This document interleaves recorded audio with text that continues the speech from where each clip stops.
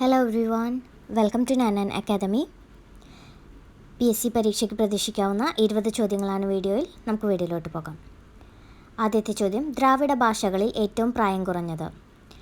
ദ്രാവിഡ ഭാഷകളിൽ ഏറ്റവും പ്രായം കുറഞ്ഞ ഭാഷ മലയാളം. ദ്രാവിഡ ഭാഷകളിൽ ഏറ്റവും പ്രായം കുറഞ്ഞ ഭാഷ മലയാളം.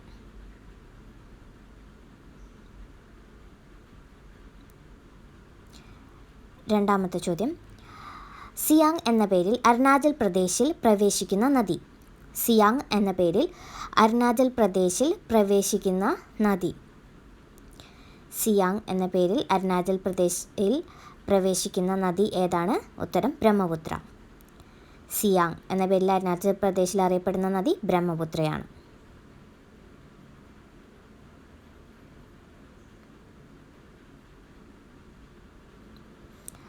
അടുത്ത ചോദ്യം, ചട്ടമ്പി സ്വാമികൾ, ശ്രീനാരായണ ഗുരു, അയ്യങ്കാളി എന്നിവർക്ക് മാർഗനിർദ്ദേശം പകർന്ന നവോത്ഥാന നായകൻ. ചട്ടമ്പി സ്വാമികൾ, ശ്രീനാരായണ ഗുരു, അയ്യങ്കാളി എന്നിവർക്ക് മാർഗനിർദ്ദേശം പകർന്ന നവോത്ഥാന നായകൻ ആരാണ്? ഉത്തരം തൈക്കാട് അയ്യ. തൈക്കാട് അയ്യ സ്വാമികളാണ് ചട്ടമ്പി സ്വാമികൾ, ശ്രീനാരായണ ഗുരു, അയ്യങ്കാളി എന്നിവർക്ക് മാർഗനിർദ്ദേശം പകർന്ന നവോത്ഥാന നായകൻ. അടുത്ത ചോദ്യം, കേരള ഫോക്ലോർ അക്കാദമിയുടെ ആസ്ഥാനം. കേരള ഫോക്ലോർ അക്കാദമിയുടെ ആസ്ഥാനം എവിടെയാണ്? കേരള ഫോക്ലോർ അക്കാദമിയുടെ ആസ്ഥാനം എവിടെയാണ്? ഉത്തരം കണ്ണൂർ. കേരള ഫോക്ലോർ അക്കാദമിയുടെ ആസ്ഥാനം എവിടെയാണ്? കണ്ണൂർ.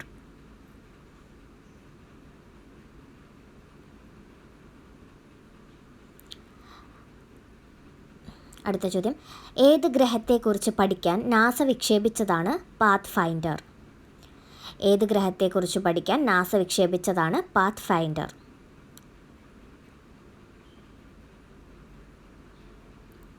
ഏത് ഗ്രഹത്തെക്കുറിച്ച് പഠിക്കാൻ നാസ വിക്ഷേപിച്ചതാണ് പാത്ത് ഫൈൻഡർ? ഉത്തരം ചൊവ്വാഗ്രഹം. ചൊവ്വാഗ്രഹത്തെക്കുറിച്ച് പഠിക്കാൻ നാസ വിക്ഷേപിച്ചതാണ് പാത്ത് ഫൈൻഡർ.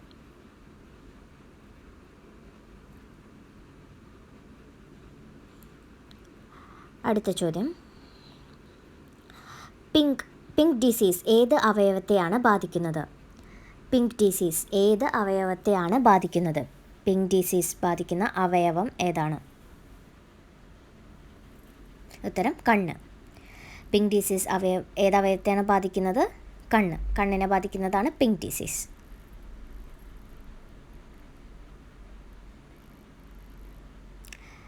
അടുത്ത ചോദ്യം,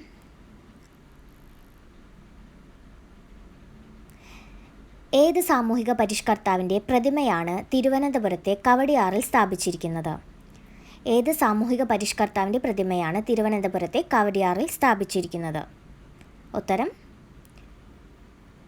അയ്യങ്കാളി. ഏത് സാമൂഹിക പരിഷ്കർത്താവിൻ്റെ പ്രതിമയാണ് തിരുവനന്തപുരത്തെ കവടിയാറിൽ സ്ഥാപിച്ചിരിക്കുന്നത്? അയ്യങ്കാളി.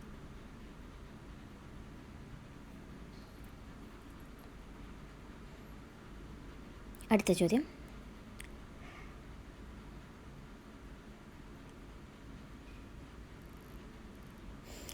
INCയുടെ 98ാമത് പ്രസിഡൻ്റായി തിരഞ്ഞെടുക്കപ്പെട്ട വ്യക്തി ആര്? INCയുടെ 98ാമത് പ്രസിഡൻ്റായി തിരഞ്ഞെടുക്കപ്പെട്ടത് മല്ലികാർജുൻ ഖാർഗെ.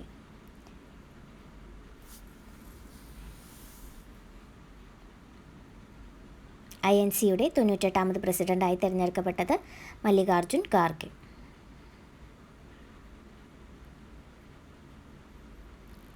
അടുത്ത ക്വസ്റ്റ്യൻ, നബാർഡിൻ്റെ ആസ്ഥാനം. നബാർഡിൻ്റെ ആസ്ഥാനം മുംബൈ.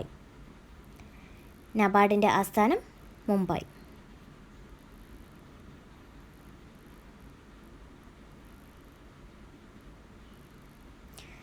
പത്താമത്തെ ചോദ്യം, കേരളത്തിലെ തെക്കേ അറ്റത്തെ നിയമസഭാ മണ്ഡലം.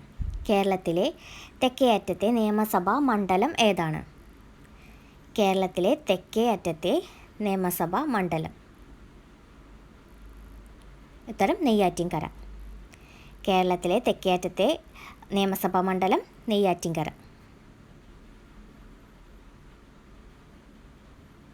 പതിനൊന്നാമത്തെ ചോദ്യം, ജീവിതകാലത്തിൻ്റെ അവസാനം ഒരിക്കൽ മാത്രം പൂക്കുന്ന സസ്യം. ജീവിതകാലത്തിൻ്റെ അവസാനം ഒരിക്കൽ മാത്രം പൂക്കുന്ന സസ്യം ഏതാണ്? ഉത്തരം മുള. ഒരിക്കൽ മാത്രം പൂക്കുന്ന സസ്യം മുള.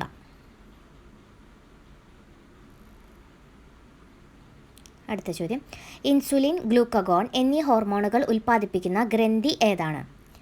ഇൻസുലിൻ, ഗ്ലൂക്കഗോൺ എന്നീ ഹോർമോണുകൾ ഉൽപ്പാദിപ്പിക്കുന്ന ഗ്രന്ഥി ഏതാണ്? ഇൻസുലിൻ, ഗ്ലൂക്കഗോൺ എന്നീ ഹോർമോണുകൾ ഉൽപ്പാദിപ്പിക്കുന്ന ഗ്രന്ഥി ഏതാണ്? ഉത്തരം പാൻക്രിയാസ് ഗ്രന്ഥി. പാൻക്രിയാസ് ഗ്രന്ഥിയാണ് ഇൻസുലിൻ, ഗ്ലൂക്കഗോൺ എന്നീ ഹോർമോണുകൾ ഉൽപ്പാദിപ്പിക്കുന്ന ഗ്രന്ഥി.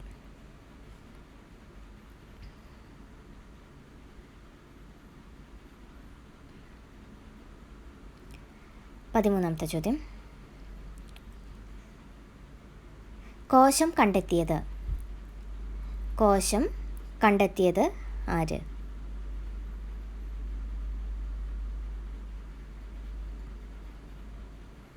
കോശം കണ്ടെത്തിയത് ഉത്തരം റോബർട്ട് ഹുക്ക്.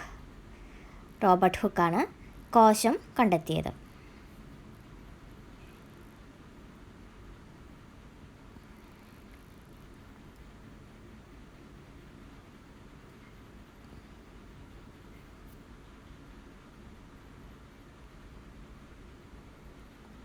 അടുത്ത ചോദ്യം, 14ാമത്തെ ചോദ്യം, പാലിനെ തൈരാക്കുന്ന എൻസൈം ഏതാണ്? പാലിനെ തൈരാക്കുന്ന എൻസൈം ഏതാണ്? ഉത്തരം പാലിനെ തൈരാക്കുന്ന എൻസൈം റെനിൻ.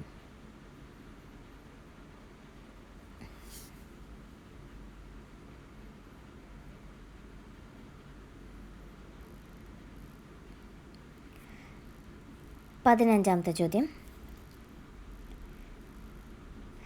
വിവരാവകാശ നിയമപ്രകാരം അപേക്ഷ സമർപ്പിച്ചാൽ എത്ര ദിവസത്തിനുള്ളിൽ മറുപടി നൽകണം? വിവരാവകാശ നിയമപ്രകാരം അപേക്ഷ സമർപ്പിച്ചാൽ എത്ര ദിവസത്തിനുള്ളിൽ മറുപടി നൽകണം?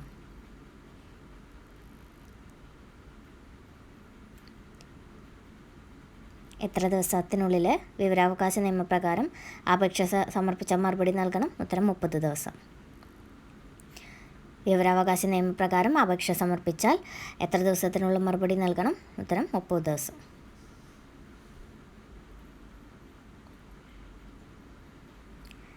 പതിനാറാമത്തെ ചോദ്യം, സൂര്യപ്രകാശം ഘടകവർണ്ണങ്ങളായി വേർതിരിയുന്ന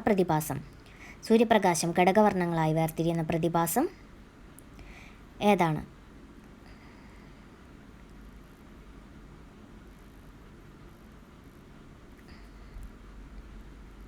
ഉത്തരം പ്രകീർണനം. സൂര്യപ്രകാശം അതിൻ്റെ ഘടകവർണ്ണങ്ങളായി വേർതിരിയുന്ന പ്രതിഭാസം പ്രകീർണനം.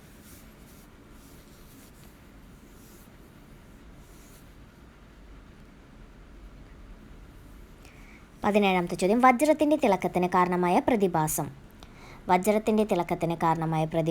ഏതാണ്?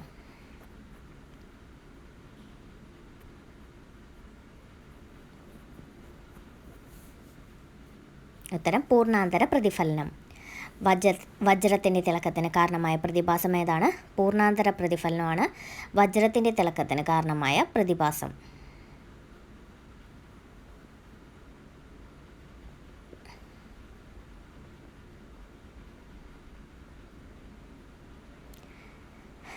പതിനെട്ടാമത്തെ ചോദ്യം, പ്രവൃത്തി ഡിവൈഡഡ് ബൈ സമയം എന്താണ്? പ്രവൃത്തിയെ സമയം കൊണ്ട് ഹരിച്ചാൽ കിട്ടുന്നത് പവർ.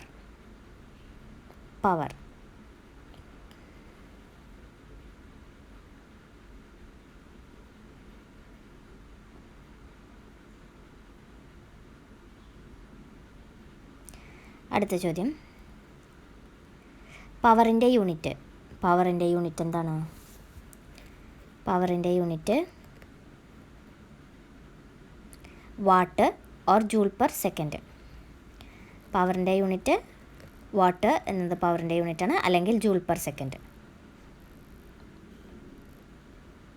20ാമത്തെ ചോദ്യം, ഇലക്ട്രോൺ കണ്ടെത്തിയത് ആരാണ്? ഇലക്ട്രോൺ കണ്ടെത്തിയ ശാസ്ത്രജ്ഞൻ ആരാണ്? ഉത്തരം J.J. തോംസൺ. ഇലക്ട്രോൺ കണ്ടെത്തിയ ശാസ്ത്രജ്ഞൻ ജെ തോംസൺ.